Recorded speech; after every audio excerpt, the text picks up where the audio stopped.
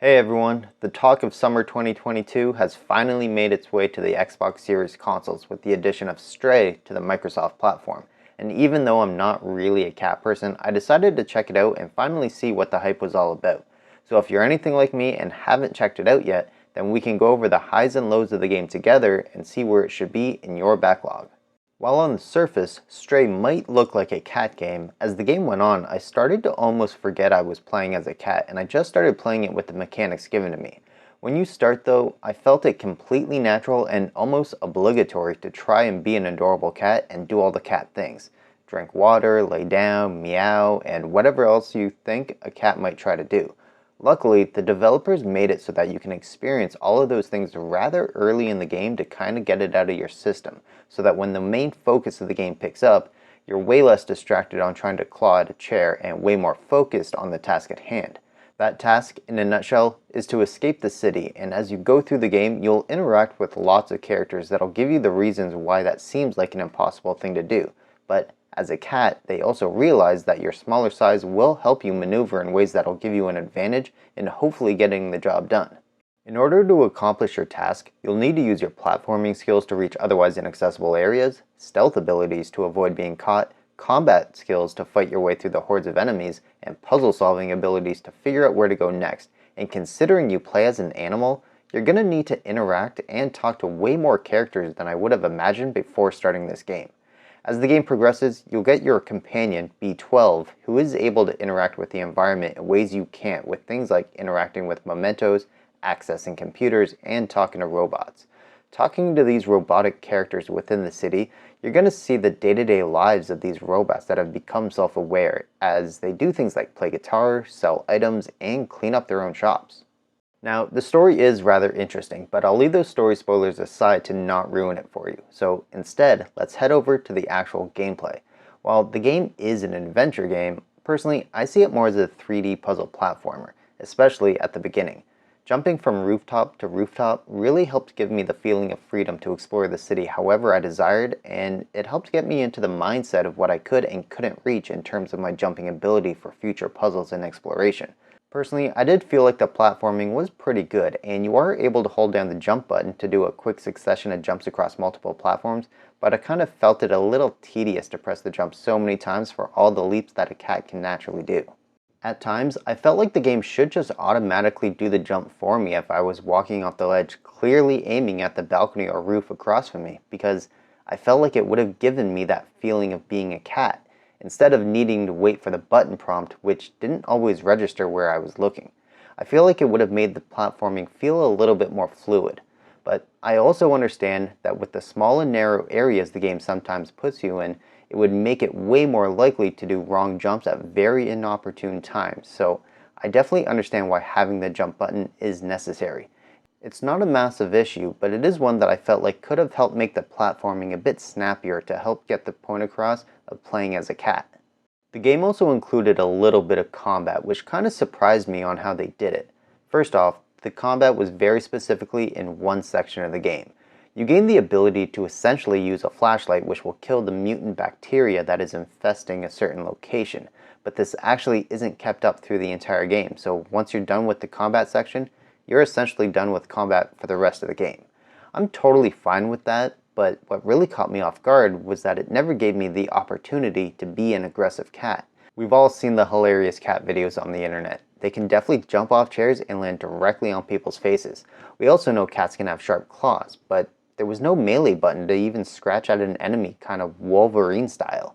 The game gave me the abilities to curl up and take a nap, rub up against a robot's leg, and paw at a door, but not the ability to jump up and smack something out of the air, and personally, I think that's a wasted opportunity in a cat game. The game managed to make the sections of the game really focus on the one aspect they wanted in that moment, because in that section with the combat there was relatively little platforming, as that was in a different section of the game. So with that being said, they also managed to seamlessly transition the game into a pretty good stealth game. Needing to find ways to avoid detection worked rather well, as cats can be pretty good at sneaking up on something, or staying still and hiding within a location, and I think the stealth puzzles were created pretty well. Having all these different types of gameplay mechanics really helped keep the game from feeling stale, as I do feel like the excitement of being a cat kind of wore out rather quickly for me, but that's okay because the actual game itself played pretty well. Personally, I had almost no issues with how the game ran. I don't think I encountered a single bug in my entire 6-hour playthrough, and I don't think loading took a long time or anything of that nature. The biggest issue I had was the camera at very specific times. I just felt like some of the narrow areas made for poor camera placement, but that's just me nitpicking, and it would have been for a short period of time in a very specific moment or location. I think the game looked fantastic. I think the aesthetic and the design of the city was great. It was run down, but still felt lively because of the neon signs and the use of colors in certain spots. The city was full of bottles, boxes, fences, dumpsters, and whatever else would be in a rundown alleyway, which gave me plenty of opportunities to find multiple routes from one building to the next, which prevented the city from feeling like there were very specific routes that needed to be taken. It felt like it gave me the proper freedom to explore and see all the graffiti and whatever else might be hiding around each corner. As you do end up going from major location to major location, some of them are more interesting to walk around in, but as a whole, I think the game managed to create a fascinating world to explore that kept being mysterious the entire way through. For the most part, I can understand why this game managed to take over the internet for the short period of time that it did, but that doesn't mean the game doesn't have flaws. Personally, I did feel like the thrill of being a cat wore out for me rather quickly, which honestly didn't bother me too much. But I can understand as someone else felt let down that the joy of playing as a cat started to wear off. I do think the game was paced pretty well, but I would have liked the game to keep adding and building upon what was already in the game, adding stealth elements while keeping the combat instead of replacing the combat with a stealth section. But the game does work the way they did it. I just think the game might have felt a little less sectioned off that way. I think the interactivity of the city was neat and fun, like knocking over paint cans and things of that nature, but I do think being able to jump up and swat at sentry drones or something like that would have been a really fun feature, and I think it's an ability of a cat that is definitely missing in the game. As a full package, I think it's a very polished experience, and you're going to have a good time with it, but I don't think it does anything so creative and new that really sets it apart from other adventure games, except for the fact that people like the idea of playing as a cat.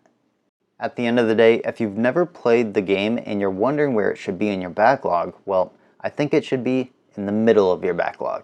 It's a very well made game that can be beaten over the course of a weekend, but it doesn't do anything so new and exciting that I think you should rush to play it. If you're a really big cat person, chances are you played it when it first released, and if you're not, then the game's big selling point is going to be lost on you.